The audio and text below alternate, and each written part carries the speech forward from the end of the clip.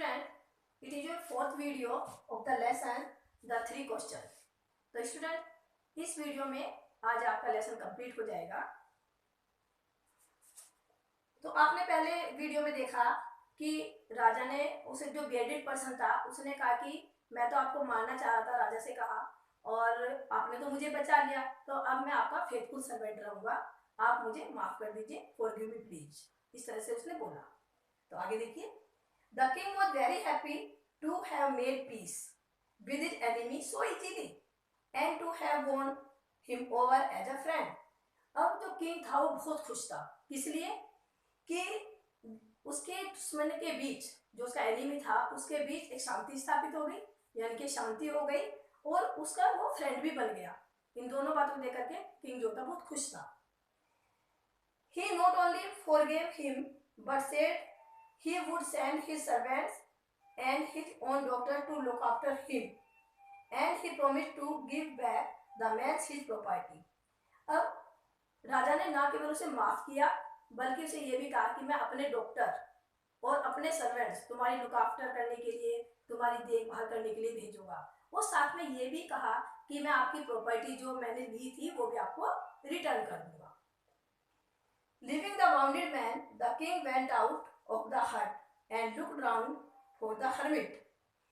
Leaving the wounded man, अब उस घायल आदमी को छोड़कर the king went out for the hut, out of the hut, जो किंग था वो हट से बाहर निकल गया, and looked round for the hermit, और hermit को चारों तरफ देखा, यानी कि उस साधु को चारों तरफ देखा।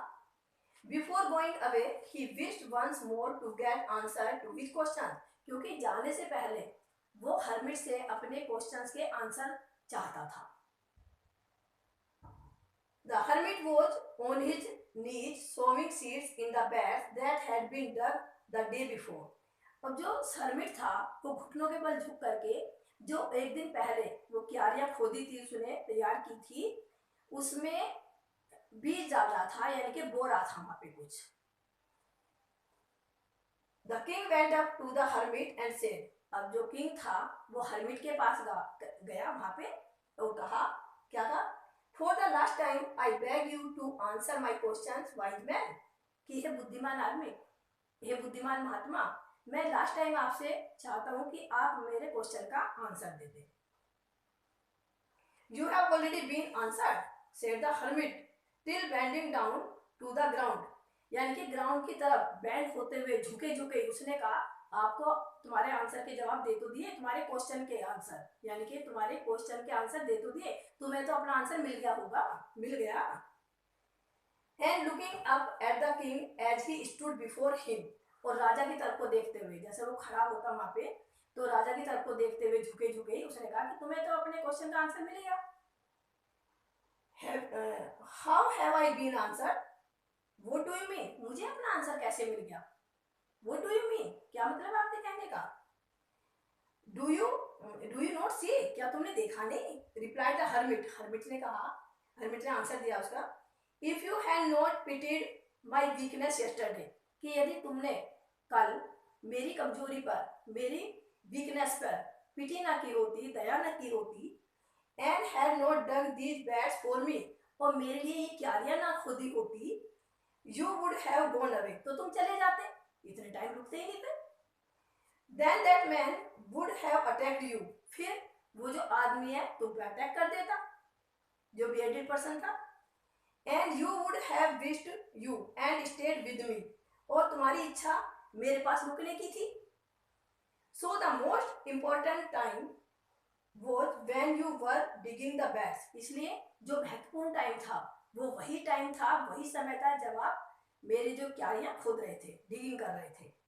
And I was the most important person, and to do me good was your most important business, और उस टाइम पर मैं आपके लिए वो इम्पोर्टेंट पर्सन था, और जो आप उस मेरे भलाई के लिए, मेरे अच्छे के लिए वो काम कर रहे थे, वो आपका महत्वपूर्ण कार्य था।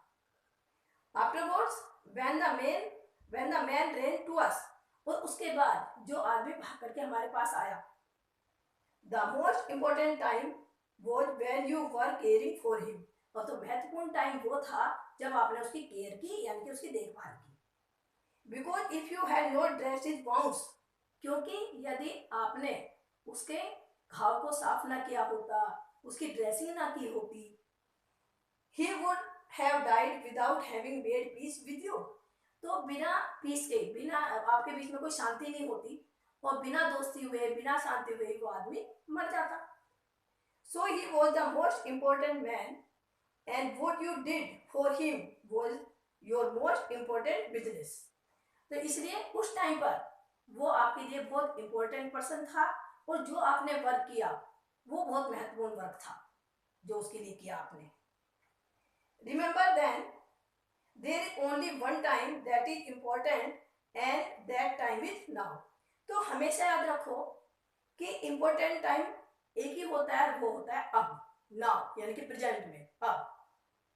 It is the most important time because it is the only time we have any power to act. क्योंकि ये बहुत इम्पोर्टेंट टाइम होता है, क्योंकि because it is the only time, क्योंकि यही टाइम होता है जब हमारे पास काम करने की ताकत होती है, पावर टू एक्ट होती है. The most necessary person is the person you are with a particular moment. अब जो बहुत नेसेसरी पर्सन होता है, आवश्यक पर्सन होता है उस टाइम पर, is the person you are with a particular moment, कि उस पर्टिकुलर मोमेंट में जिस पर्सन के साथ हुआ वो आपके लिए इंपॉर्टेंट है. For no one knows what will happen in future, क्योंकि कोई भी नहीं जानता कि फ्यूचर में क्या होगा, किसी को नहीं मालूम. And whether we will meet anyone else, और आगे भी हम मिलेंगे या नहीं मिलेंगे, फ्यूचर में क्या होगा किसी को भी नहीं मालूम होता. The most important business is to do that person good because we were sent into the world for that purpose alone. और सबसे महत्वपूर्ण कार्य वो है जो हम उस व्यक्ति के लिए करते हैं. सबसे इंपॉर्टेंट काम वो है, सबसे महत्वपूर्ण काम वो है, नेसेसरी वर्क वो है जो हम उस पर्सन के लिए करते हैं, क्योंकि हमें संसार में इस मकसद के लिए ही भेजा गया है, यानी कि इस तरह के एक्ट के लिए, इस तरह के कार्यों के लिए ही भेजा गया है. तो स्टूडेंट, यहाँ पे आपका चैप्टर फिनिश होता है. आई होप आपको समझ में आ गया होगा. Thank you very much.